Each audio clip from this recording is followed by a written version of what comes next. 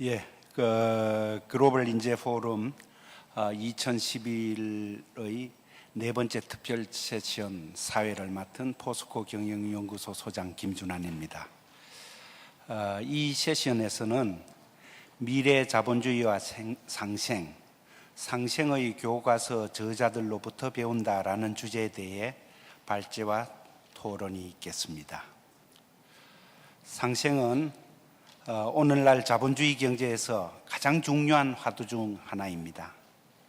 경쟁 구도가 원가, 마케팅 등 경쟁력을 기반으로 한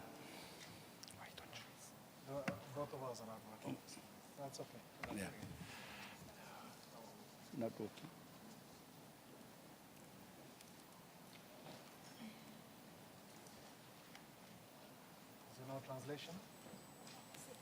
Six. Oh, okay. I don't have anything on six.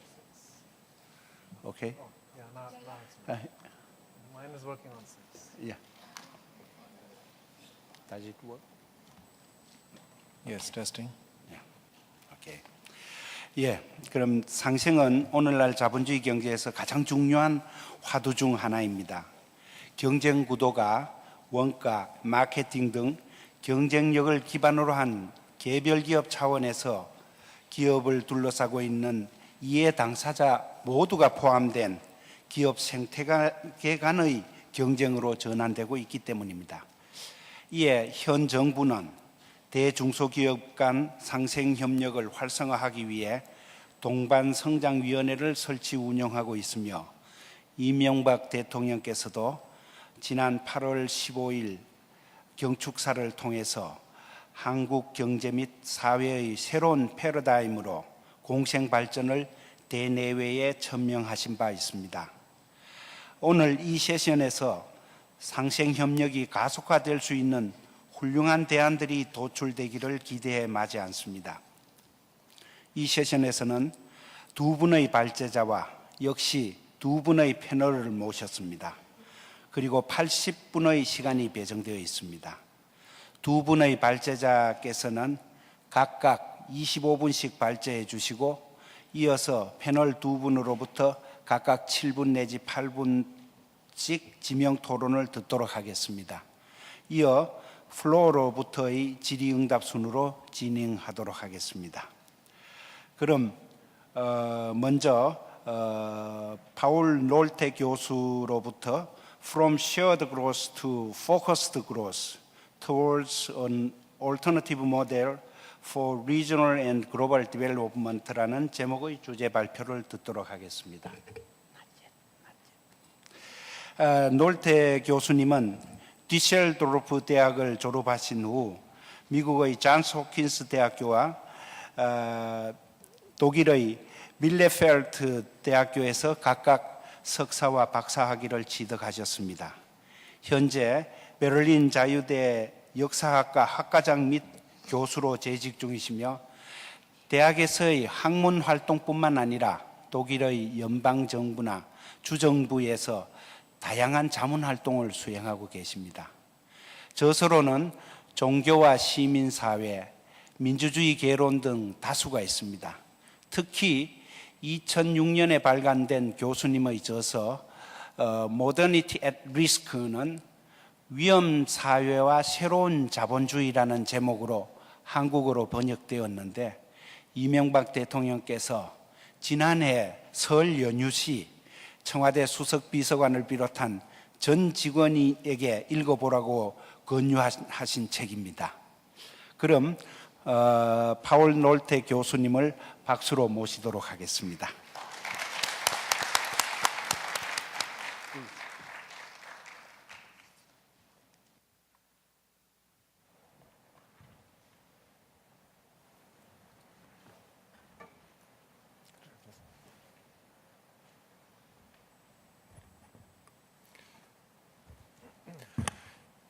Thank you very much for inviting me to the Global Human Resources Forum here in Seoul.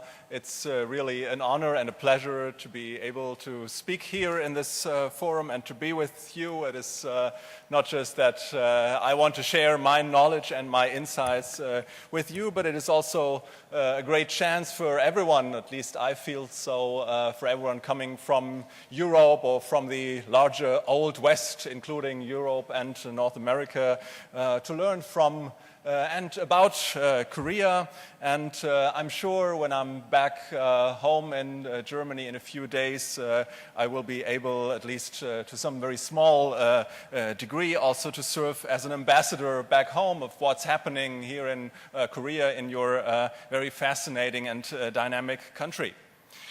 I'm taking a global perspective, a bird's eye view, so to speak, on today's topic. There are different meanings of shared growth, and above all, in a literal sense, above all, not that it's more important, but above the level of cooperation that was just mentioned, above the differences or shared growth between small, medium, and large corporations, there's the larger issue of shared growth in global developments, larger contexts of prosperity and progress in the world, beyond corporations and enterprises, beyond Korea certainly, but I also hope in my talk to address some questions about Korea's role and place that is always looming in the background, I think, in the lecture when I'm speaking about the topic from shared growth to focused growth towards an alternative model for regional and global development.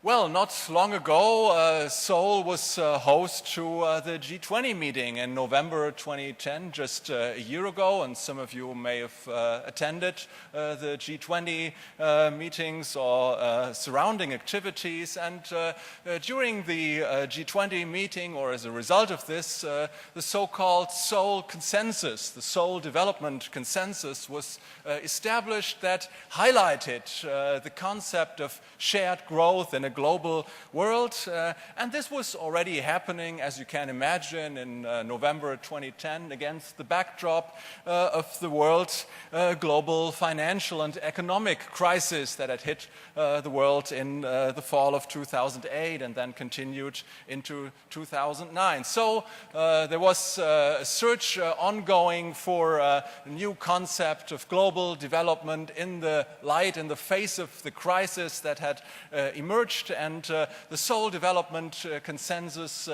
was kind of going under the title of shared growth between different parts of the world, between developed countries and less developed countries, richer and poorer countries. And I've just, for your help and in order to be reminded of those principles of the Seoul Development Consensus about shared growth, established the 6 core principles that were part of that: focus on economic growth, private sector participation, and so on. I'm not going to read all of those. And 9 key pillars for shared growth in the global dimension, ranging from infrastructure through resilient growth, food security, an important issue over the past 2 years in international politics, as everyone knows, to the topic of knowledge sharing, finally, that is also very important to the topic of this whole conference on human resources and the future of education. Well, so far so good, it may be said, but actually there are some tensions and problems that I want to confront in my talk with you about this vision of shared growth between developed and less developed countries in the future. Problems and dilemmas that we have to face instead of doing what is always attractive to do, namely to present a very harmonious harmonious vision of the future in which everything is bound to be better and progressive, in which everyone will share with everyone else in things to come and to develop together. My thesis is, and this is kind of the overarching message of my talk, that it is often not so easy. We're going to proclaim these goals, these pillars and principles, and often politicians don't realize, or they're not ready to admit, that some of those principles are contradicting each other, for example, that there are tensions, that there are contradictions, that there are problems and dilemmas in reaching those goals. And I will try to focus on some of those dilemmas and try to come to some conclusions about an alternative model, a more realistic model of what I call focused growth. Well, dilemmas, I'm going after those dilemmas with a view a little bit from the Old West, with a view from where I come from the region most hit by the economic recession, by the financial crisis. The Old West here meaning Europe, the Eurozone, and the United States together, as opposed to developing regions and more prosperous, more economically successful, dynamic regions such as East Asia, including Korea. So what's the view on growth and capitalism in the perspective of the Old West? Growth, question mark, capitalism, question mark. There are some really fundamental concerns about the legitimacy and the possibility of these topics that have been emerging in Western capitalist societies, and I want to briefly just name three of them. First, the moral legitimacy of growth and capitalism. Second, disparities within the Old West. And third, the major issue of ecological impact and ecological sustainability. Let's have a look at each of those briefly. Dilemma one, the moral legitimacy of growth and capitalism. So, is capitalism legitimate after all? We're often proclaiming growth and capitalism, but after all, many people, especially many people in Western societies, continue to have, and especially these days and over the past 2 years, have enormous doubts about the feasibility of capitalism as an economic model for the future. So, questions are posed such as, is economic growth beneficial to mankind? It is often proclaimed as an overarching goal, as in the Seoul Consensus or in other concepts of shared or whatever growth. But the more fundamental question really is, will economic growth, will future economic growth be beneficial to mankind, or rather, will it be harmful? Doubts about, in a more specific sense, capitalism, the system that is supposed to bring our economies forward. Is capitalism not, after all, bound to fail, as many seem to realize with the crisis that we're having? And should we go for capitalism? Should we spread, to say it in a little bit provocative way, should we, after all, spread an evil system, a system that has proven its failure over the past years? And third issue, you could, of course, go along a much longer list. The third issue is the problem of happiness, and that's also a kind of a moral problem attached to capitalism and growth that has been much debated, of course, for decades and for centuries indeed. This problem, this question, is as old as the history of capitalism and of modern societies, but it has returned to the foreground in the past years and will very likely determine the future discussion on economic growth and capitalism, namely the question, does economic growth or economic growth alone adequately reflect the well-being of societies? Do we need other criteria? Do we need to produce happy people rather than economically prosperous people? So in other words, it is the now already decades-old question for post-material values in developed societies that is returning with a vengeance. Second issue, disparities within the Old West. So shared growth is fine as long as we're talking about a West that is rich and developing societies that are still poor and have to catch up. And now the rich man takes something of his riches and gives to the poor man. But indeed, it is not as easy because there are internal disparities within Western capitalist countries, within all developed societies.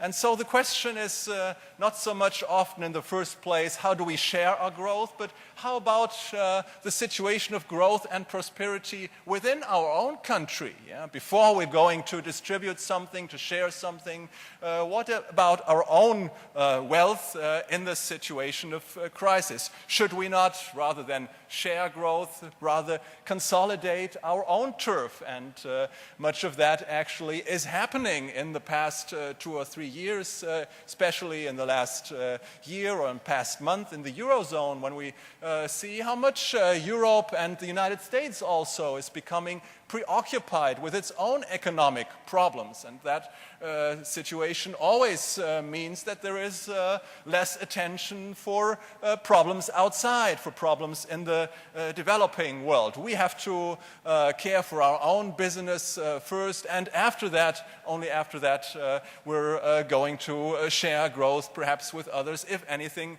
else is left, because there is this other and related problem of internal disparities within developed societies. Developed societies, as everyone knows, of course, are not equally rich across all people and across all social strata, but they have grown increasingly unequal over the past 2 or 3 or almost 4 decades, since the 1970s and 1980s. Almost all Western societies, beginning from the United States and England, but also reaching continental Europe, have become increasingly unequal from a period of rapid growth in the post-war, in the immediate post-war decades, in which everyone seemed to benefit from prosperity. The situation has changed into one in which the rich, to say it a bit simplified, the rich have become richer and the poor are becoming poorer, or at least are falling behind. So there is the problem before we address shared growth in the global arena of sharing growth, of getting solutions for this problem of internal disparities within developed societies at first. And third, there's the issue of ecological impact and sustainability, a major discussion of its own, the question for the ecological limits of growth. And this may be distinguished, although it is closely related, of course, to the general question of moral legitimacy of growth that I've already mentioned. Here it is a question that is often framed, first of all, in scientific terms. Is the Earth able to bear the impact of, well, 7 million people? We've just witnessed the 7 billionth person on Earth. Is the burden of growth becoming an unbearable and unsustainable one? Will shared growth, in other words, come as sustainable growth in terms of all those various arenas that we've been discussing over the past years about natural resources, including water, for example, not just energy resources, climate change, and food provision for the poor. So there's a second set of dilemmas, and this second set of dilemmas and tensions concerns the socio-political foundations of prosperous societies. And if you remember the list, the set of 2 lists actually, the principles and pillars of the Seoul Developmental Consensus on Shared Growth, I at least am always struck by the absence of political criteria for growth and development in this list, in this set of criteria. Indeed, it can easily be established that growth and prosperity may only grow if you have adequate social and political foundations.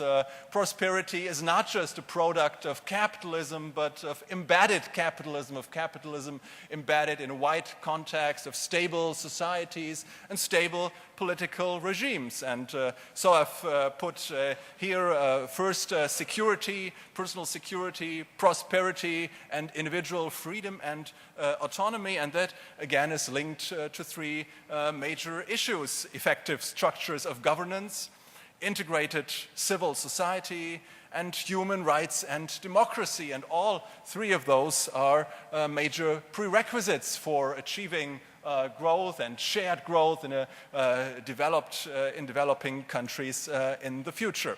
The problem of effective structures of governance concerns the issue of state building and political legitimacy. We have all too often seen in the past 10 or 20 years, in particular in some regions in the Middle East, how economic growth and prosperity cannot really come and be successful if you don't have successful political structures implemented. State building, effective state structures, effective administrative structures are imperative for the production and for the transmission of growth into the society. And we've seen this problem as in what political scientists call the problem of failing states. How would you even start to promote the sole consensus agenda of growth in states or non-states, rather, like Afghanistan or Somalia? Second, and often even more neglected, is the issue of an integrated civil society. So growth and prosperity don't just come in economic output, but again, they need a wide environment of social prerequisites, of nation building in an integrated society, in a society in which not everyone is fighting everyone else, in which there's a basically peaceful consensus in which people can work together and produce for economic prosperity and other goals. In other words, a major prerequisite of growth is the establishment of what one might call a national culture of solidarity, in which prosperous capitalism may be embedded, and part of this national culture of solidarity may be different things, also a shared history of a nation. And in an earlier panel today in this room, in the morning between 10:30 and 12, I think we've heard, or some of you have also heard, the former president of Ewha University speak exactly about this, about the history of Korea and the shared tradition that integrates a nation and a people, integrates across diverse traditions, across tribal, regional, ethnic, and religious identities that threaten to split up this basic social consensus. And third, there's a major necessity to establish human rights and democracy as part of this embedded capitalism in order to produce and to procure growth across the world. Growth will not just happen as a growth of the gross domestic product, but will also come as a growth of human development in a much wider sense. It will have to emphasize individual autonomy. It will have to emphasize education, again, the major topic of the conference this year, and the protection of personal rights. Growth is only valid and viable growth in the long term in a context of freedom, with the emphasis on at least structures of accountability and some self-governments. This is not per se a plea for a certain political regime or for a certain constitution or for a certain institutional set, but I think there is a wide consensus across the world that you need these basic structures of accountability and of self-governments that are inherent to human striving for prosperity and well-being. Now, if we look in the past, into the past for a moment, into patterns of historical growth that we've seen in modern societies since the 19th century, I've just tried to establish some major tracks, very brief summary of a track record of humankind in the past 2 centuries about experiences of growth and capitalism. And of course, there's the example of 19th century fundamental industrialization in Western Europe and North America, a pattern that was very much built on the development of markets based on basic technologies that were important for that, and on resources, on natural resources, especially coal resources, fossil resources. Next pattern that we saw developing in the middle of the early to mid-20th century was a pattern of developmental politics and industrialization, and the Soviet Union under Stalin in particular, and the early decades of the People's Republic of China may serve as an example for that sort of development, for that sort of successful growth. And the key factors here were different. It was very much the state coming in here, a model of emulation of what the pioneers had been doing, and so on. And a third example, indeed, is the late 20th century progress of the Asian tiger states, especially South Korea also. And here progress and growth was again driven by a distinct set of features and factors, comparative advantages with regard to labor costs, for example, the advantages of globalization, which could be taken by East Asian countries in a way other countries hadn't been able to benefit from them, education, and the ability also to quickly diversify, not remain a shipbuilding country like Korea has proven in the past 2 decades, but move on quickly and diversify your progress and technological success. Now, what's the pattern of all of this? I think there is a common pattern behind those 3 tracks of growth and development since the 19th century. And it is, I would argue, not so much a pattern of shared growth, but rather a pattern of clustered growth. Yeah? Growth and success in former periods of history has not come through sharing growth in the beginning, but through focusing growth, through clustering growth in certain regions, in certain areas, in certain technologies of the world, but also within each industrializing country, developing country, growing country. Growth was often focused and clustered in certain areas, in special cities and regions.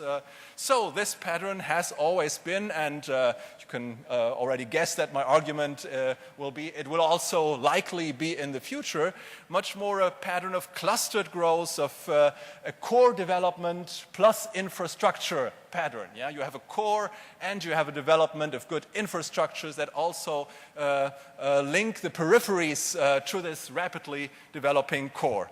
The pattern of an uneven progress of cores and pioneer regions leaping forward and the periphery catching up only later. So therefore, I propose an alternative model to shared growth here for discussion, the model of focused growth, which would involve 3 key elements as I see it. First of all, stabilize failing states and societies. Second, identify threshold societies. And third, promote regional leaders. So the focus, first of all, would be on stabilizing failing states, the types of regimes that I've briefly talked about, pacify violent societies in order to gain this fundamental consensus of a civil society that is needed to achieve and sustain growth rather than lose it immediately in the next moment. So the regime here would be one of stabilization first and growth indeed only second. With other countries, you have to go for this strategy of focused growth And I think we have to identify, rather than sharing growth everywhere and indiscriminately, to identify threshold societies, societies that can make this leap forward in the next stage, and the so-called BRICS countries, the rapidly developing countries of Brazil, Russia, India, China, and South Africa are examples for this in the past or in the present. So what we would have to do is not so much indiscriminately pursue an agenda of growth with every point in the world, but rather very specifically search for what I would call the small BRICS of tomorrow.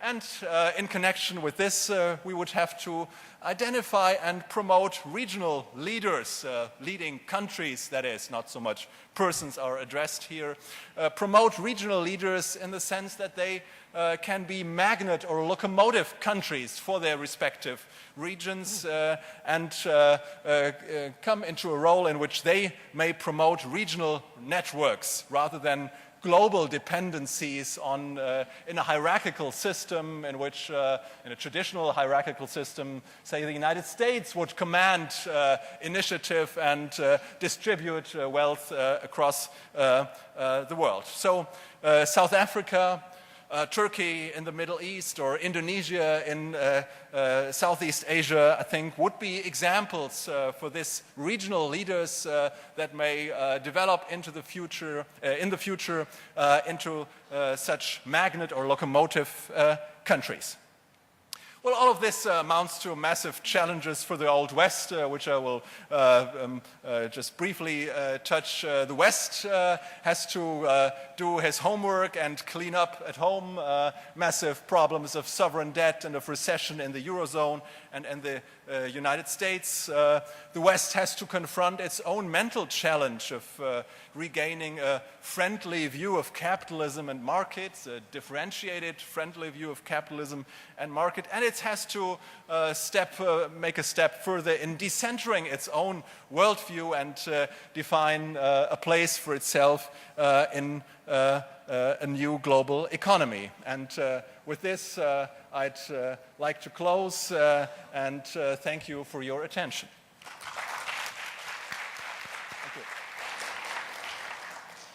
예, 파월 롤테 교수님 대단히 감사합니다. 그러면은 두 번째 주제를 발표해 주실 분을 소개해 올리겠습니다. 벤틀리 대학교의 라젠드라 시소디아 교수님이십니다. 발표해 주실 주제는 Conscious Capitalism Towards Shared and Sustainable Growth입니다. 시소디아 교수님은 인도에서 공학과 경영학을 전공하신 후 미국 컬럼비아 대학교에서 경영학 박사학위를 취득하셨습니다. 이후 조지 메이슨 대학을 거쳐 현재 벤틀리 대학교 마케팅학과 교수로 재직 중이십니다. 많은 수의 마케팅 관련 교과서와 전문 서적을 집필하셨습니다.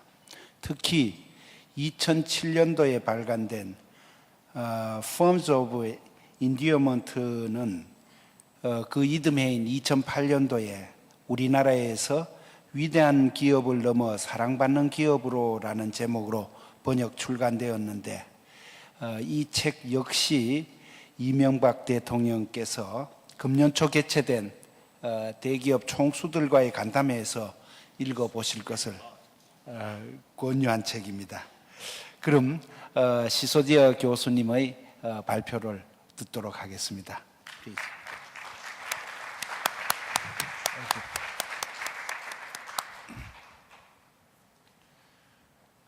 Thank you. I'm going to be talking about a different way of thinking about capitalism, because I think part of the dilemma and the situation we face right now, there's sort of a loss of faith in this institution of capitalism. And I would put to you that what we've been living through in the last several years is not really capitalism, it's what you would call crony capitalism, or what some people also call crapitalism. And that's not the essence of capitalism. So I want to go back to understanding the real power of what is capitalism and what it has done for us, and then look at how we can evolve from there. So if you look at all of the tremendous impacts that capitalism has delivered to us, all of the tremendous innovations that are part of our life, we just take them for granted.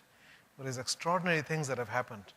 And our lives today are far richer and far more fulfilling as a consequence of the fact that we have had free markets and free people over the last 200 years and engage in some incredible innovations. And what has capitalism done has a dramatic impact. If you look at the human history for the last 2,000 years, from the year zero, our per capita income was $457 or so, is estimated. The year 1000, it actually went down by about $20. The year 1500, it was still stagnant. So we had 1500 years of zero growth on a per capita income basis based on today's dollars. And all the way until the year 1800, we were still at about $550 per person per year. That was the global per capita income. And in fact, 85% of the world's population lived on less than $1 a day in the year 1820. That's extreme poverty. So the norm in this world was people living in extreme poverty. And around the year 1800 or 1820, we started the Industrial Revolution, and we also had free markets and free people, democracies and capitalism coming together. And then you saw an extraordinary rise. We had 1 billion people making $500 each in the year 1800. Today we have 7 billion people, an average of $9,500 each on a global basis. That's a 19-fold increase in 200 years, when in the previous 1800 years we had zero increase. And the difference is capitalism. That's what we've had in the last 200 years. And if this is allowed to continue, if we have real capitalism, if we have real free markets and free people engaging in voluntary exchange, then I don't have a doubt that within this next century we can eliminate poverty. Those are the trends that we have created through capitalism. So despite all of that, we know that we're living in a time when there is tremendous amount of distrust of business. You can see all the statistics here. Only 2% of investors believing that CEOs are trustworthy. 90%, and some of this is US based, 90% of Americans thinking companies have too much power. There's a lot of distrust, especially of big companies. In fact, Gallup survey of trust in societal institutions found that in the US, for the first time in history, big business became the least trusted institution in society, less than the US Congress. It's always been the US Congress at the bottom of that list. In 2009, for the first time, big business was even below that. So what does it say when 84% of the population does not trust large corporations? It means there's something fundamentally wrong about the way that we have been thinking about and talking about and practicing capitalism in the last few decades that has created this divide. By the way, at the top of that list, the most trusted institution in the US is the military. 85% of Americans trust the US military. 67% trust small business. The second most trusted is small business, and yet big business is least trusted. So what happens when a company becomes large? When it becomes publicly traded, that somehow it is not seen as trustworthy by the public anymore. And does it really matter? I think from a societal standpoint, there's a price that we all pay when people are cynical and distrusting. What happens when you don't trust your own employer, what you don't trust large companies, is that people are not engaged in their work. People don't care.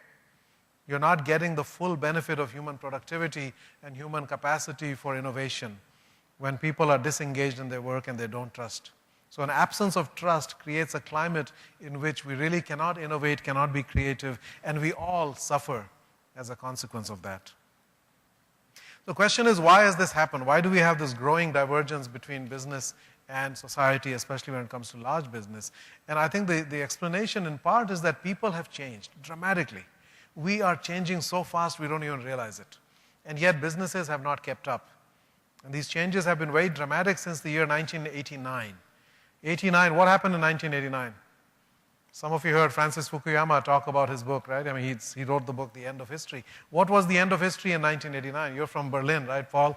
The Berlin Wall collapsed. What did that mean? The end of communism. That was the end of the defining debate between these competing ideologies. It was a huge turning point. But there was also other things that happened. In 1989, for the first year in the United States, we had more adults over the age of 40 than below. So this marked the aging of society and a significant shift into midlife values. We have more people living above the age of 40. That means that society as a whole, the values shifting towards those values that are part of midlife. What are midlife values? It is more about meaning and purpose. People start to think more about legacy and impact on community and not so much about the self. So society's values are shifting, and by the way, this is a norm in many countries. In Western Europe, the median age is now well into the high 40s.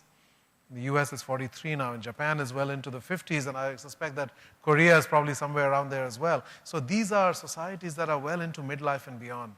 And that trend will only continue as birth rates fall and life expectancies increase. And therefore, we're going to see more and more societies around the world that are driven by those kinds of values. We also have this phenomenon of rising intelligence. Human IQ has been rising at about 4% a decade for the last 6 decades. They've started tracking now and measuring. It's called the Flynn effect. So what that means is that the raw intelligence, today somebody who tests for 100 would have been about 130 in 1950. Almost genius level. So our ability to understand complex ideas is higher than ever. We have the ability as human beings to understand more information. We are also better educated. The access to education is dramatically higher. I believe Korea is one of the most highly educated societies in the world. The impact on women has been especially dramatic. So in the US, for example, a century ago, only 10% of people went to college, of whom 20% were women. Today, it's about 45% going to college, of whom 60% are women, and 70% at the master's level. And the women are getting better grades. And what that means is there's a fundamental shift that will happen in society where white-collar professions will be dominated by women. The legal profession, medical profession, education, public service, many other professions like that, and business as well is following in that trend. 70% of new businesses are started by women now in the US, in part because of their frustration with corporate America, which is still seen as hostile to families and to women, and it imposes trade-offs that women don't want to make. So we're starting to see businesses started by them, but now big companies are also starting to change, and we're seeing more and more women rising to senior level positions. IBM just named a woman as the next CEO. There are about 19 or 20 women now running Fortune 500 companies. That is not a lot, but is up from 0 20 years ago. So there's a significant progress that we're making. We're living through what we refer to as the feminization of the culture, that more and more now we are going to see a shift away from masculine-dominated values towards more of a balanced approach, and in many sectors, the feminine side. And it's not about male-female, it's really about the values that all of us have, but that are more suppressed in men. 1989 was also the year that Tim Berners-Lee invented the World Wide Web. What we take for granted now was really only an invention that's been around for 20 years. Right? Google wasn't around 15 years ago. And yet the impact has been so dramatic, it has changed our lives more than any other single factor in the last 100 years, last 200 years maybe. That the common person today has access to more information instantaneously for free at their fingertips, anytime, any place, than the richest person in the world did 20 years ago. Think about the impact of that. We live in a true information democracy. And everything that is happening is known all over the world. We don't have that many secrets. We live in almost total transparency, and we are connected. 700 million people on Facebook, 4 billion people with cell phones now. All of these numbers growing rapidly. So we know about what's going on. We can connect to each other. We can mobilize. We can do something about it. We care about different things because of aging, as I talked about. We have more of the feminine values, nurturing, caring, compassion, relationships, etc. And lastly, we are on this journey of rising consciousness. We are continuously becoming more conscious. Now, what does that mean? What does to be conscious means? To be mindful, to be awake, to see reality as it really is, to recognize the difference between right and wrong in a more subtle way. So there are things that we accepted in the past that today we cannot imagine. 150 years ago, slavery was commonplace all over the world. Started to disappear one country after another. 100 years ago, not a single woman on this planet could vote. In fact, 90 years ago. In Switzerland, 40 years ago, women could not vote, 1970. And yet last year, they swore in their first female majority government. 50 years ago, we had segregation. 20 years ago, we had apartheid. We had children working in factories. We've had all kinds of practices that were common and are now becoming unacceptable. There are things that we are doing today that in 20 years we will find unacceptable. The point is, we are on this rising journey of consciousness as human beings, and this is going to continue to inform not only our lives, but now increasingly the companies that we choose to interact with. Where do I want to work? Who do I want to shop at? Which companies do I want in my community? We will look at them through this higher consciousness. So if businesses want to succeed, they too will have to reflect a higher consciousness about what is their role in society, what are they doing that is right, how do they, in fact, meet the needs of all of their stakeholders in a different way. So what is a conscious business? It's one that fosters peace and happiness in the individual, respect and solidarity in the community, and mission accomplishment in the organization. These are all things that should and must happen together. This is not about making money at the expense of making people miserable. It's not about extracting resources, polluting the environment, but enriching a few. That cannot continue anymore. We recognize the interdependence and interconnection of all things. So here's an example of a company that does represent a lot of these elements of higher consciousness. And I'll just mention a couple of things to highlight the key points. The first thing is the notion of purpose. Why does a business exist? Now, I've been teaching business for 25 years, marketing, and for many of those years, we never thought about purpose, because the purpose of business is given, right? It's to make money. But in fact, that is not adequate. Businesses need to have a purpose just like every other profession has a purpose. A company without a purpose really ultimately will not have relevance in the world, and it really will not excite anybody as an employee, as a customer. Whole Foods has a purpose. It is about natural and organic food. It is to educate people that what you put into your body makes a difference to your health and the health of the food system and the health of the planet. So they started 32 years ago with that purpose. They've continued with that, and that purpose has grown over time. Second thing you will find on their website, they call the Declaration of Interdependence. They say we are part of an interdependent network of stakeholders, suppliers, investors, customers, employees, communities, the environment. These are all part of our ecosystem, and we have to manage in a way that all of them simultaneously prosper, because they are interdependent. Therefore, if we hurt one of them, everybody gets hurt. Therefore, no exploitation of any entity for the benefit of another. You look for win-win-win-win outcomes. Customer has to win, employee has to win, investor has to win. You reject the idea of trade-offs. If you look for trade-offs, you will always find them. If you reject them, human creativity is unlimited. You will come up with ideas to come up with win-win solutions. The third element over here is you see that number 19-1. The highest pay at Whole Foods cannot exceed 19 times the average pay. Why is that? Now, at the typical company, this is a $10 billion company, Fortune 500. The typical company, that ratio is 500-1. The CEO would make $14 million. At Whole Foods, the highest pay is $750,000. 20 times less than what it might be at other companies. Why is that? Because leaders can be either driven by power or by money or by purpose. And if you use money as the only way to attract a leader, you get somebody who only cares about money, who only cares about the stock price, who doesn't care about customers, who doesn't care about employees, suppliers, community, etc. But if you get a leader who cares about the purpose of the business and understands the interdependent nature, they are going to manage that system and lead that in a much better way.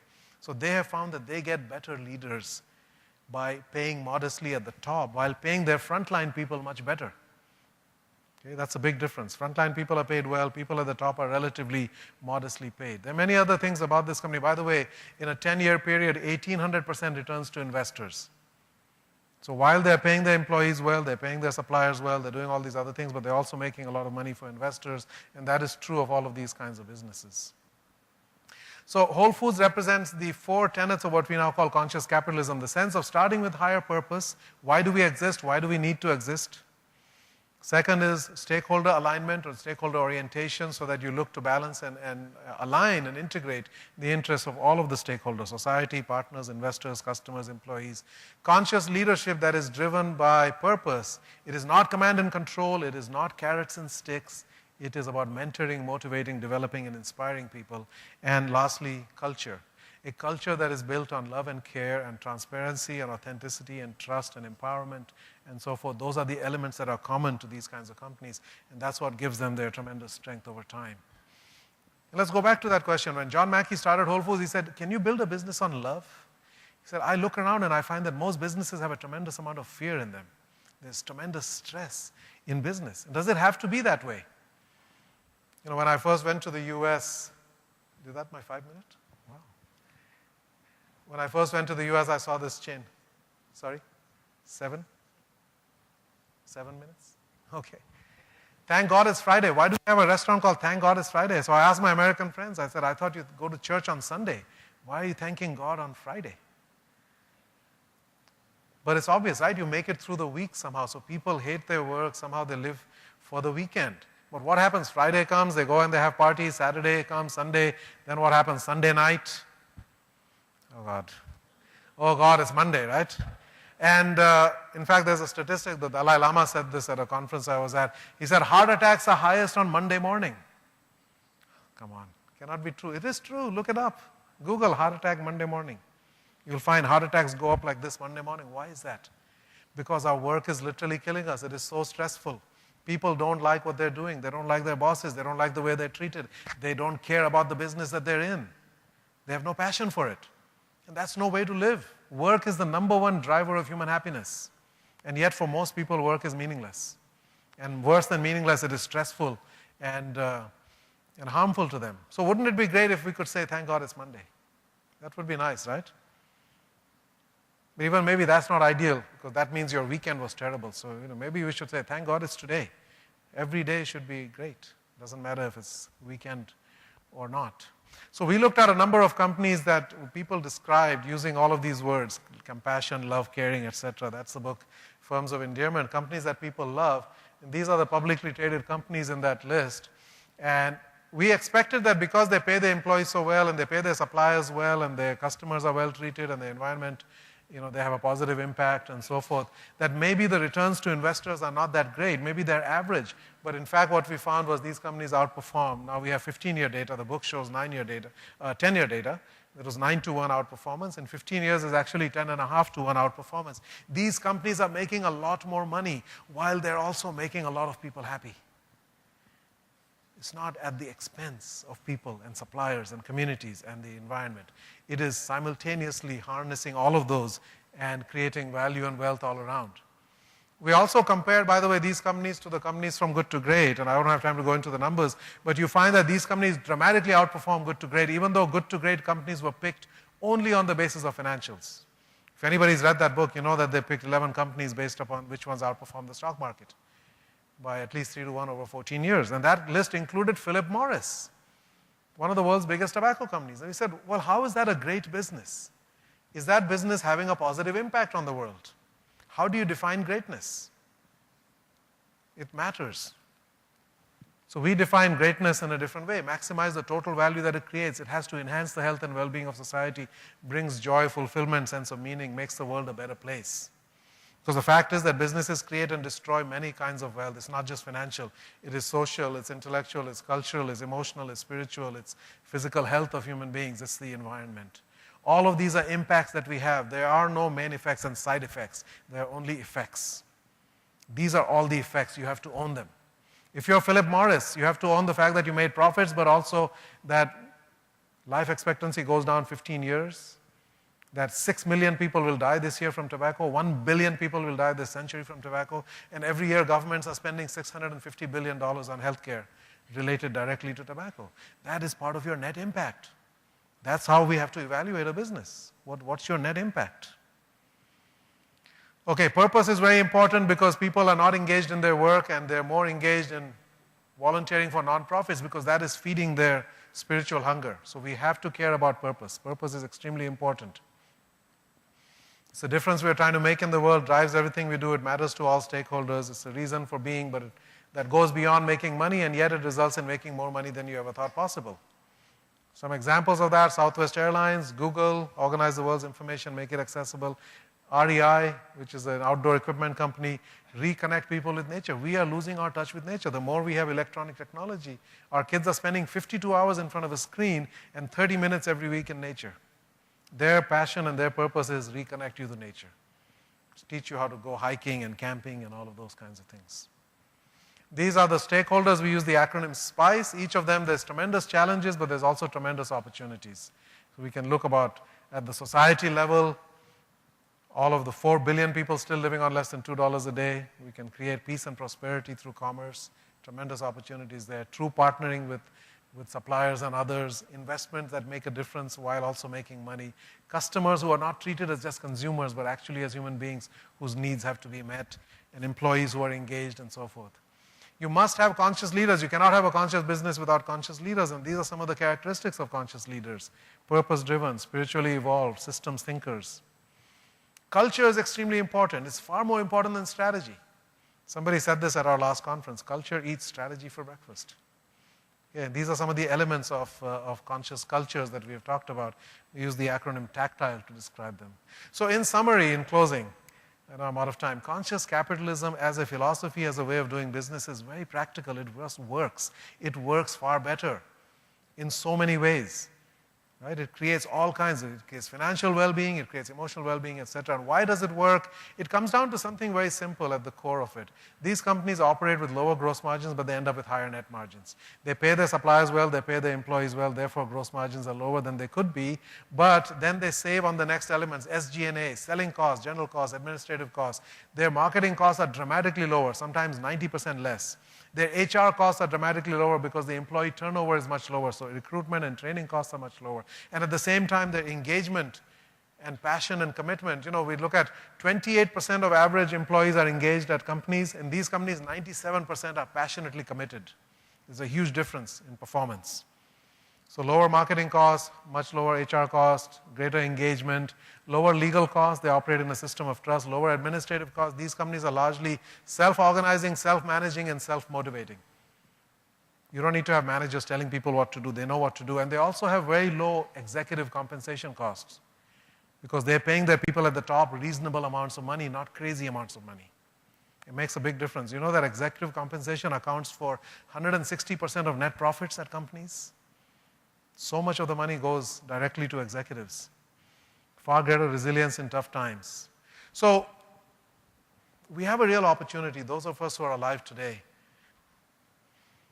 because our challenges are great. We know that there's 7 billion of us now. There's all these people with all kinds of basic needs that are not being met. Water is a problem. Energy is a problem. All of these things are issues. We know the challenges, but we're conscious of them and we know what to do about them. Our challenges are great, but our consciousness of them is higher than ever, and we also have the technologies and the solutions. All we have to do is harness human abilities to solve these. And that will lead to extraordinary progress for humanity in the next several decades, because we're starting to finally recognize that we are all in the same boat. We cannot have this philosophy anymore that says that some of us are high and dry and others are desperately bailing for survival. The fact is that we are all in the same boat. Whether it's at a country level, whether it's at a company level, whether it's all humanity, the planet, it's all one. It's one system. We're all part of it. We are interconnected. We are interdependent. And as Oliver Wendell Holmes said, I would not give a fig for the simplicity on this side of complexity, but I would give my life for the simplicity on the other side. This is about business on the other side of complexity. This is not about simplistic approach to business that says business is about profit. Profit is revenue minus cost. Therefore, my purpose is to maximize revenue, minimize cost. Sell as much, charge as much, whether people need it or not, minimize cost, pay people as little as possible, squeeze your suppliers, externalize costs onto society. That is not acceptable. That kind of a business is a parasite. It is not value-adding. And business is the ultimate value-adding thing in this world. We can create value out of nothing almost. That Apple iPhone that you have, most of that was made out of sand. Right? It's silicon. I mean, we created that value through ingenuity as human beings. So we create these kinds of businesses that operate on the other side of complexity. They are self-organizing, self-managing systems. They are like complex living organisms. And they're simultaneously benefiting everybody, and they're growing and evolving just like any living organism does. But in order to design that, you need a certain intellect. You need systems thinking. You need to create the conditions for that to happen. So humanity is one spirit. Our natural resources are finite. One of the beautiful things at POSCO, you're from POSCO, at the entrance to the steel plant in Pohang, it says resources are limited, creativity is unlimited. That's the answer for humanity. Because our inner resources are indeed infinite. We cannot think of ourselves as resources. Human beings are not a resource, we are a source. I said this earlier in the other room. What's a resource? It's like coal. You'll use it, it's burned, it's gone. Human beings are like the sun, continuously capable of generating ideas and energy and enthusiasm and passion and commitment, but not in the typical corporate setting. in those settings, people do burn out because they're treated like a resource and they act like one. We need to create the conditions in which human beings can naturally flourish. And if we do that, then all of the challenges that we face will be addressed. And we will indeed usher in an era of prosperity and well-being for everybody on this planet. Thank you.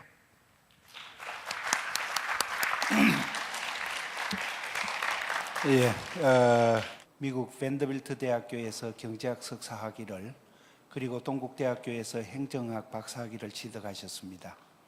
23회 행정고시에 합격한 후 현재 지식경제부 전신인 상공부, 산업자원부와 지식경제부에서 요직을 두루 거치셨습니다.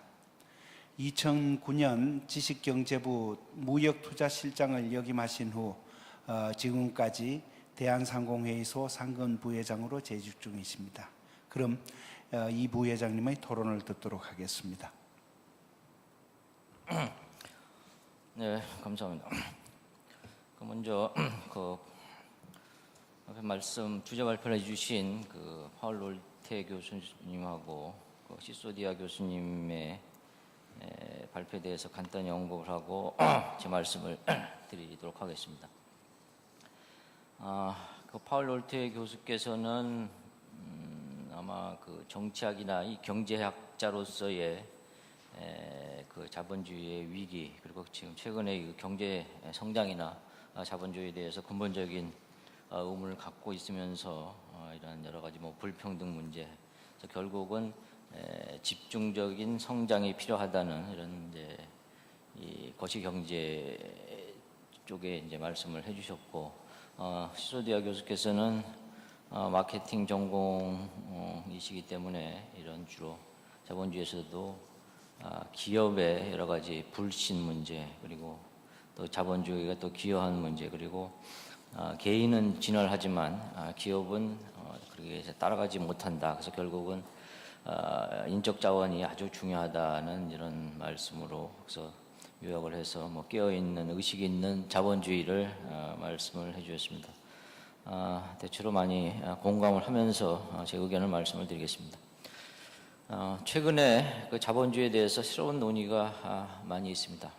물론 자본주의가 경제 성장과 가난을 극복했고 대부분의 나라에서 경제 발전에 크게 기여했다는 것은 주제 사실입니다만, 최근에 자본주의에 대한 여러 가지 변화 요구가 커지고 있습니다. 최근에 월가를 점령하라는 그와 함께 나타난 반금융 자본 시위가 최근에는 금융 문제를 넘어서 빈부격차나 실업 문제, 물가, 그리고 정치 부패 등으로 다양하게 지금 번지고 있습니다. 시소디아 교수께서도 말씀하셨습니다마는 자본주의 시스템에 대해서 전체적으로 신뢰가 좀 약화되고 있는 현상입니다. 경제 성장을 했지만은 그것이 개인과 사회 발전과 일치하지 않는다는 인식이 팽배해 있고, 또 아울러서 여러 가지 국가나 국제적으로 갖고 있는 여러 가지 사회적, 환경적, 경제적인 문제 중에 하나가 기업 때문이라는 이런 인식도 많이 팽배하고 있습니다. 한국에 있어서 각 분야의 신뢰도를 보면은 NGO, 그러니까 시민단체가 62점이고 언론이 53점. 그러니까 이제 점수가 낮은 게 이제 신뢰도가 나쁘다는 뜻입니다.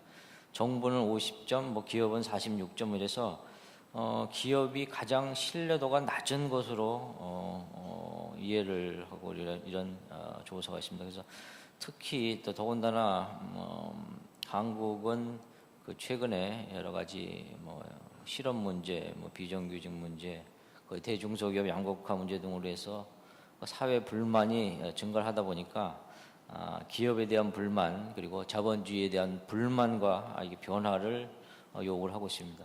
아시다시피 대기업에 대한 문제는 여러 가지 있습니다만은 부의 대물림이라든지 일감을 몰아든다든지 또 CEO에 대한 막대한 연봉 이래가지고 대기업에 대한 비난이 아주 많고, 또 한편으로는 또 시장 경제 시스템에서 약간의 이제 의심을 갖는 국민들이 많다는 얘기입니다. 그래서 시장에 대해서 좀 규제를 강화를 하고 어떻게 보면 또 대기업을 좀 때려야 되는 것이 아니냐 하는 여론이 많다는 것이 최근에 자본주의에 대한 그 국내외적인 분위기라고 할 수가 있겠습니다. 이러한 자본주의에 대한 변화 요구에 대해서 조금 자세히 분석을 하고 전망을 해보면 이러한 그 자본주의나 그 시장 경제 시스템에 대해서 최근의 불만은 앞으로는 좋게 생각을 하면 시스템 전반에 대해서 좀 반성의 계기를 가져야 될 것이 아니냐. 그래서 자본주의 성장이나 사회 발전의 기회로 삼을 수도 있겠다는 것입니다. 뭐 아시는 대로 최근에 뭐 자본주의 뭐 1.0, 2.4, 3.0, 4.0으로 조금 뭐 얘기가 많이 나옵니다만은 자본주의 1.0이라는 뭐 19세기에 이런 자유 방임에 따른 자본주의 그리고 20세기 초에 국가 개입을 하는 정부 규제를 많이 하는 수정자본주의 그리고 1980년대의 신자유주의 최근에 자본주의 4.0이라고 일컬어지는 새로운 변화를 좀 해야 된다 이렇게 해서 자본주의 역사가 계속 진화를 하고 있는 과정을 밟고 있습니다.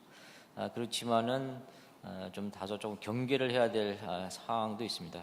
이 자본주의에 대한 여러 가지 비난이나 부작용이 있습니다만은 그 자본주의 시스템을 자체를 부정을 하거나 뭐 급진적이거나 과격한 변화는 사회나 국가적으로 크게 바람직하지는 않다는 말씀이 되겠습니다.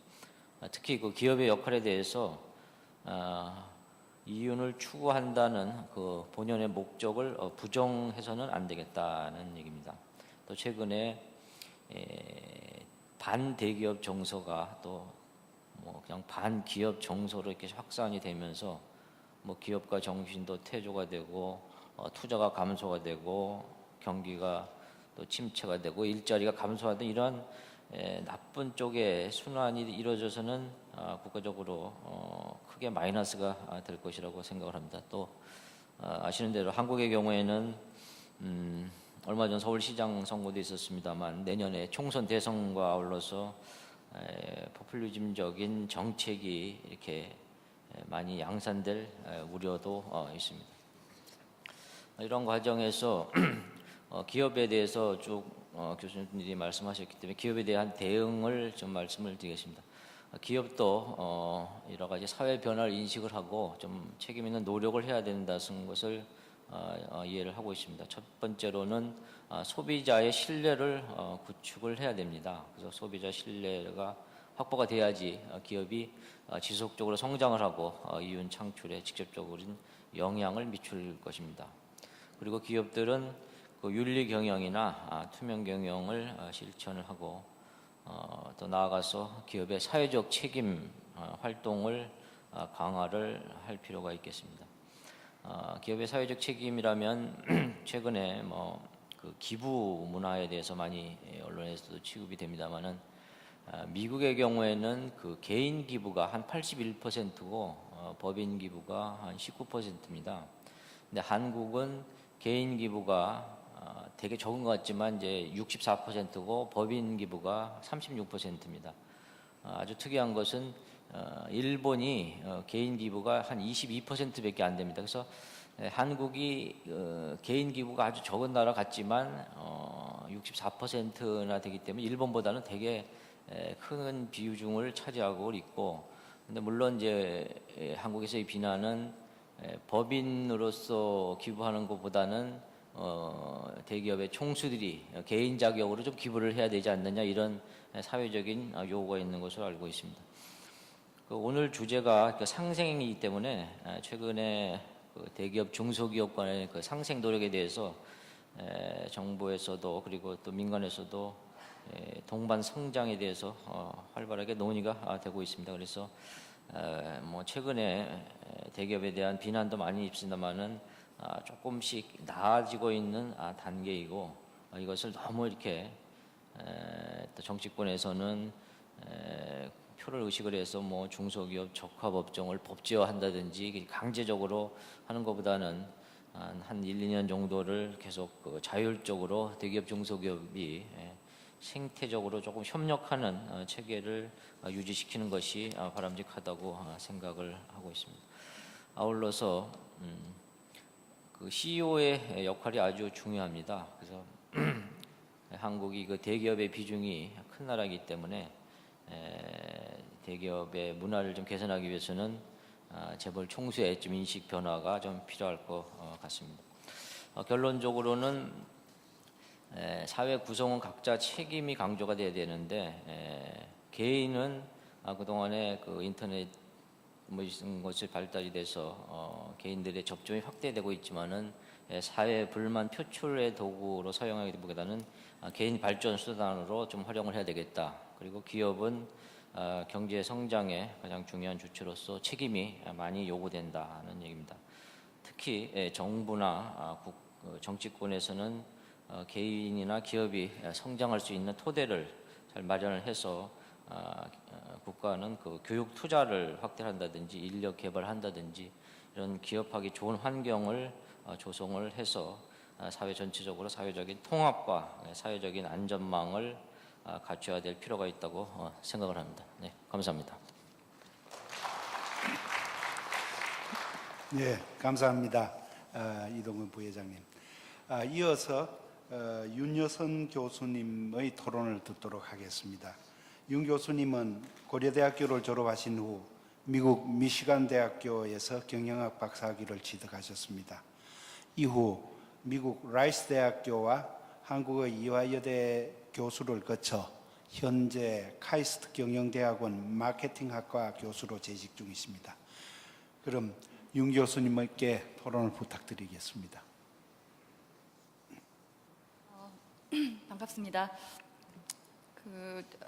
두 분 스피커들 놀트 교수님과 그리고 시수디아 교수님의 토론을 들어보면 많은 좋은 말씀들이 있었지만 거기서의 공통점이라고 한다면은 그 기업이 기업 활동을 함에 있어서의 그런 펀더멘털 파운데이션의 중요성을 말씀하신 것 같고요.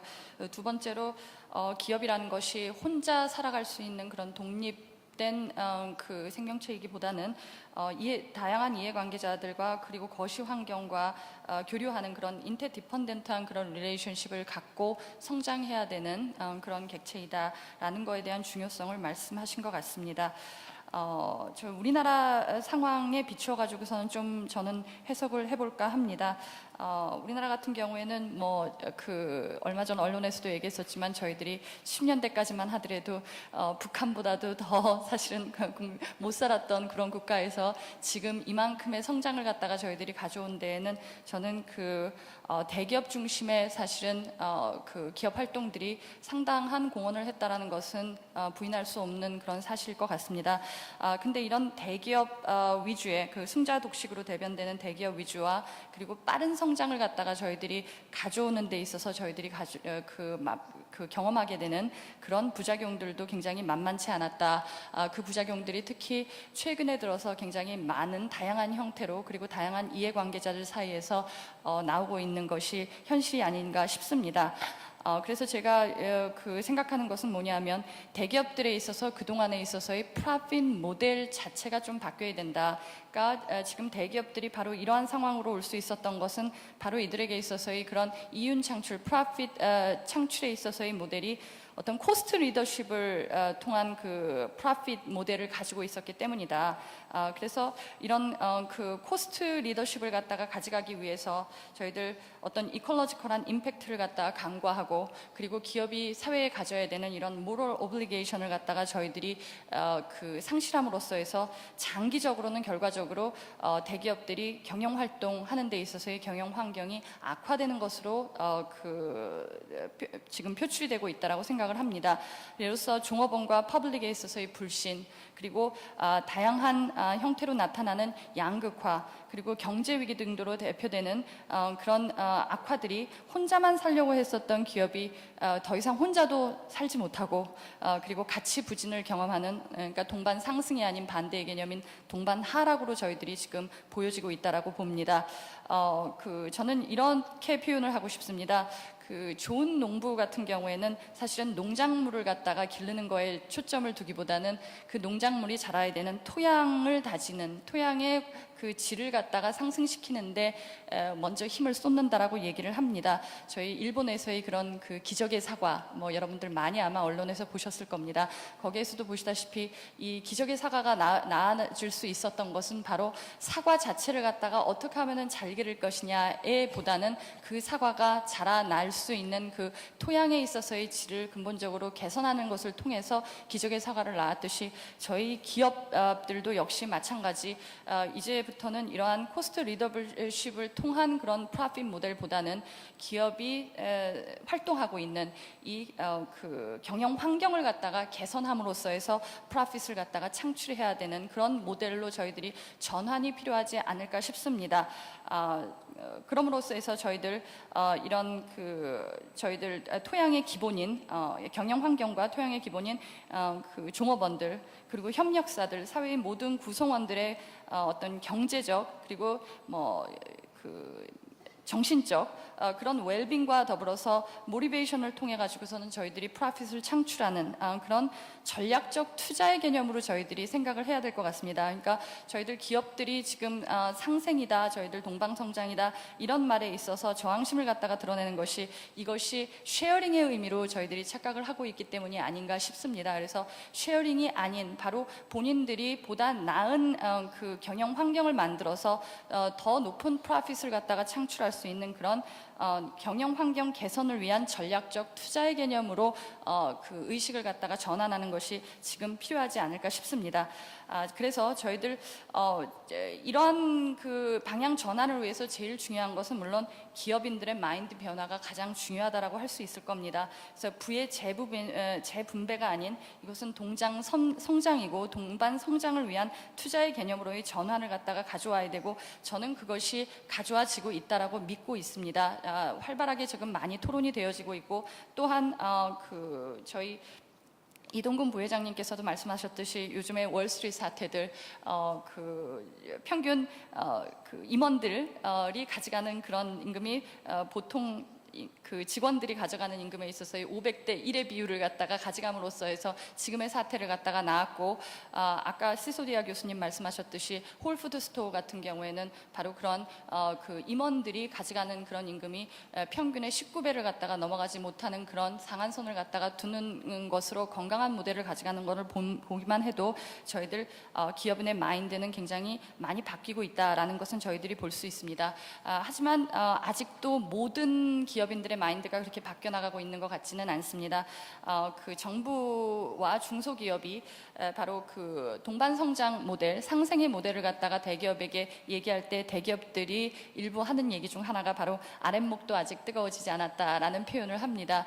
그것이 바로 이러한 그 시각을 드러내는 거라고 생각을 합니다. 그러니까 동반 성장이 아니라 바로 상생이라는 개념을 그 부의 쉐어링으로 생각을 하고 있는 거죠. 나눠 갖는 식으로요. 자, 그렇기 때문에 저희들 바로 이런 평등을 위한 쉐어링이 아니라 저희들 같이 성장을 하기 위한 투자다라는 개념으로의 저희들 그 발상의 전환이 굉장히 필요한 시점이고요.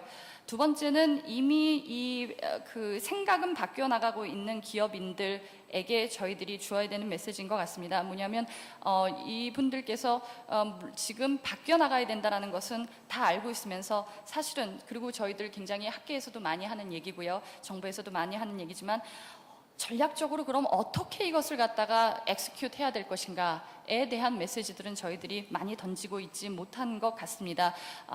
그 이동근 부회장님 말씀하셨듯이 기업이라는 것은 사실은 profit driven entity일 수밖에 없습니다. 그렇기 때문에 이들에게 있어서 하다 보면은 언젠가는 이렇게 잘 하다 보면은 그 profit이 올라갈 것이다라는 그런 막연한 저희들이 요구를 하기보다는 어떻게 하면은 저희들이 이러한 코스트 리더십의 유기체에서 다시금 체인지 될 수 있는가, 그래서 같이 동방 성장을 할 수 있는 모델로 갈 수 있을까를 갖다가 저희들이 모델을 구체적으로 제시하는 것이 굉장히 필요할 것 같습니다.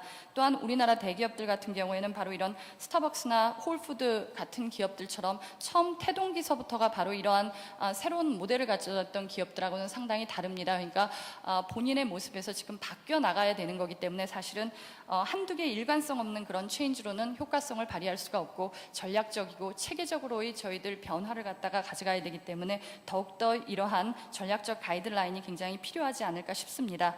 그리고 또한 세 번째는 저희들 이러한 저희도 홀푸드 스토어 같은 그런 히든 챔피언들이 우리나라에서 나오기 위한 토양에 대한 얘기입니다.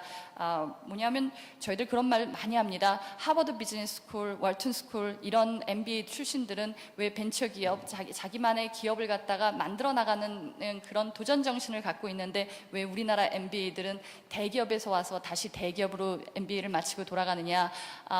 저는 우리가 도전 정신이 없기 때문에 그렇다라고 생각하지 않습니다. 미국 같은 서구의 나라 같은 경우에는 바로 이들이 실패하더라도 자기 부모도 망하고 나도 망하고 주변 모든 친구들이 같이 망하고 패자가 다시 부활할 수 없는 그런 환경이 아닙니다. 다시금 패자가 그 실패를 갖다 경험하고 실패를 토대로 해서 배우고 다시 일어날 수 있는 그런 문화가 되어 있는 반면 우리나라는 그렇지 못한 환경이기 때문에 저희들 우수한 인재들이 지금 대기업으로 몰려가고 다시금 중소기업들은 인력난에 시달릴 수밖에 없는 그런 환경들입니다. 그렇기 때문에 저희들 바로 이러한 도전 정신을 가진 젊은이들이 새로운 모델을 갖다가 가진 기업체를 만들어 나갈 수 있는 환경이 저희들은 조성돼야 된다라고 저는 생각합니다. 마지막 부분입니다. 마지막 부분은 바로 기업과 정부 모두가 이것은 롱텀으로 접근을 해야 된다라는 말씀입니다. 이것이 너무 시의적이고 그리고 여러 시민단체에서 요구하고 그때그때 터져나오는 욕구에 의해서 저희들이 그것을 충족시키기 위해서 단기적으로 해서는 절대로 되지 않고, 왜냐하면 여기에서 커다란 부분 중 하나가 아까 시소디아 교수님 말씀하셨듯이 기업의 문화가 바뀌어야 되는 부분이기 때문에 문화라는 것은 그렇게 쉽게 바뀌어지는 부분이 아닙니다. 그래서 저희들 바로 이 기업과 정부가 모두 지나치게 스피드에 연연하기보다는 장기적인 롱텀 퍼스펙티브로 접근하고, 정부 역시도 지나친 개입보다는 일관적이고 체계적인 그런 폴리시의 바운더리를 갖다가 저희들이 정해주는 것이 중요하지 않을까 싶습니다. 여기까지 제 토론을 마치도록 하겠습니다. 감사합니다. 예, 윤 교수님 감사합니다.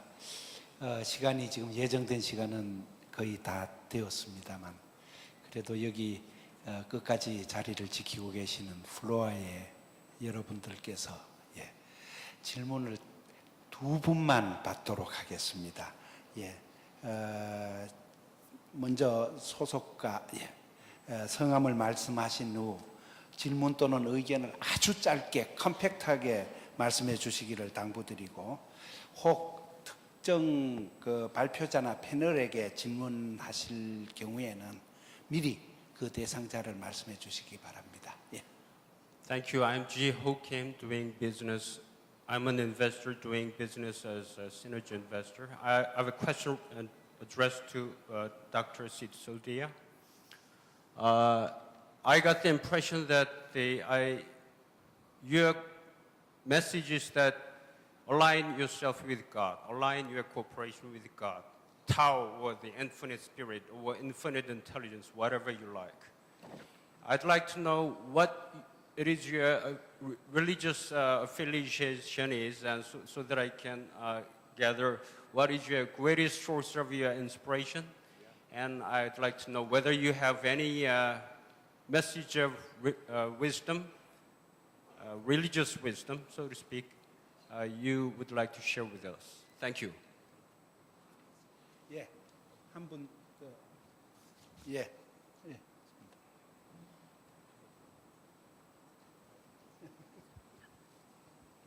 네, 안녕하세요. 저는 경영 관련해서 이제 대학원을 좀 준비하고 있는 학생인데요. 저는 마지막에 스피치를 해주신 윤 교수님께 좀 궁금한 게 있는데, 이제 국내 기업 같은 경우는 저는 전 세계적으로 좀 독특한 구조를 가지고 있다고 생각을 하는데요. 특히 큰 기업 같은 경우는 버티컬라이제이션도 되어 있고 일명 문어발식 기업 경영을 하고 있는데 그러한 한국의 독특한 기업 문화, 아니, 기업 구조가 그 글로벌라이제이션이나 성장을 하는 데 있어서는 굉장히 큰 도움이 되었지만 정말 진정한 의미에서 동반선장을 하는 데 있어서 방해가 되는 건 아닌지, 혹시 아니면 그러한 특징적인 구조들을 가지고 동반성장할 수 있다라면, 뭐 중소기업과의 동반성장을 할 수 있다라면 어떠한 방법이 좀 필요한지 좀 궁금해서 여쭤보고 싶습니다.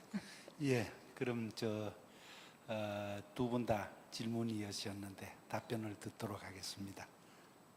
먼저 시소디아 교수님의 답변을 듣도록 하겠습니다.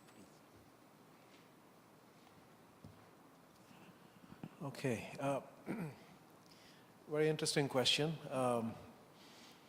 I don't think I explicitly conveyed that there's anything here coming from a divine source. There's nothing overtly religious about it, and yet there's something spiritual.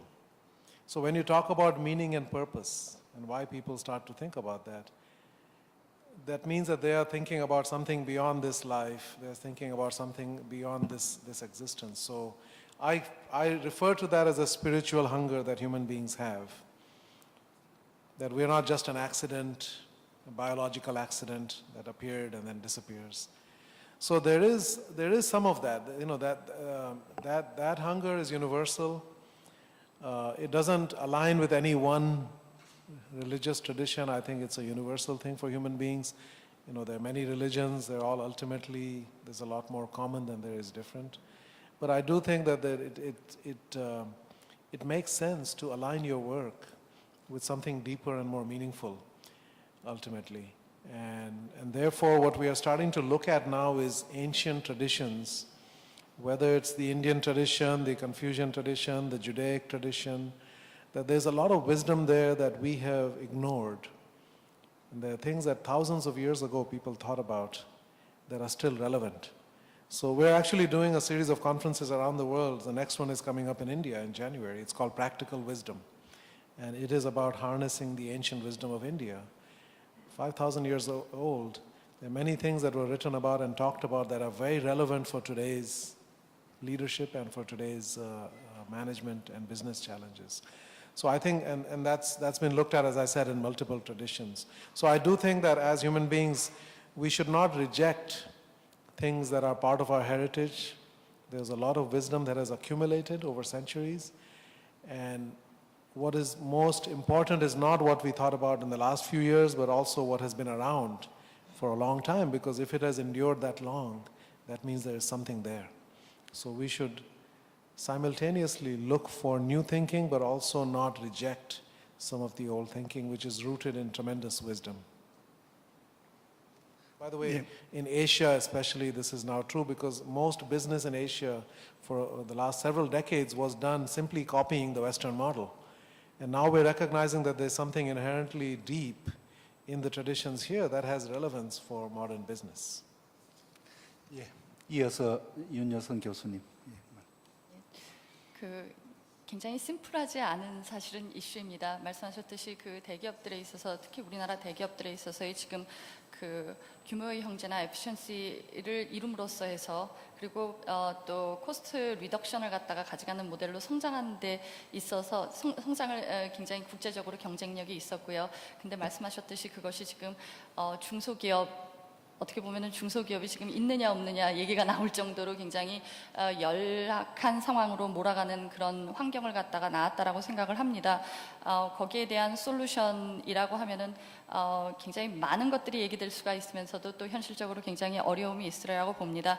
근데 제가 말씀드리고 싶은 솔루션 중 하나는 뭐냐면, 대기업이 모든 것을 하려고 하는 그런 승자 독식의 마인드에서 벗어나야 된다. 거기에서의 이슈는 뭐냐면, 모든 것들을 자기네들이 다 하겠다라고 생각을 해서는 안 된다라는 얘기입니다. 그래서 중소기업하고의 그런 역할을 갖다가 분담하는, 저희들 사실은 모든 걸 다 갖고 있으면 있으면 굉장히 다 갖는 것 같지만 오히려 대기업들에게 있어서의 프로세스가 더 복잡해지고 인에피션스 해줄 수 있다는 것도 또 하나의 사실입니다. 그렇기 때문에 이런 중소기업하고의 역할에 있어서 그 서로 간의 파트너 관계로서 가장 에피션트하게 어느 파티가 할 수 있는가에 대한 것을 분명히 하고 그런 역할을 갖다가 분담해서 가져가는 것이 굉장히 필요하고요. 그러니까 지금과 같이 상하이 그런 구조가 아니라 진정한 의미에서 파트너십을 가져갈 수 있도록 만드는 것이 중요하고요. 두 번째는 프로핏에 있어서의 쉐어링을 하는 부분이 굉장히 중요할 거라고 생각을 합니다. 예, 감사합니다. 오늘 두 분의 발제자와 두 분의 패널께서 말씀하신 바와 같이 이 상생협력과 동반성장은 이 저명한 경제 칼럼니스트인 아나톨 칼레스키의 저서이고 또 이동건 부회장님께서도 언급하신 바와 같은 그 자본주의 4.0 시대에 필요한 아주 절실한 요청이라고 하겠습니다. 따라서 기업들도 선택이 아닌 필수로 삼아야 할 요소라고 봅니다. 오늘 이 세션에서 논의된 내용들이 우리 사회가 새로운 패러다임으로 이행하는데 큰 도움이 되기를 기대해 봅니다. 오늘 훌륭한 발표와 토론을 해주신 네 분의 전문가와 또한 끝까지 자리를 지켜주신 플로어에 계신 여러분들께 감사의 말씀을 드리면서 2011년 글로벌 인재 포럼 네 번째 특별 세션인 미래 자본주의와 상생 세션을 마치도록 하겠습니다. 감사합니다.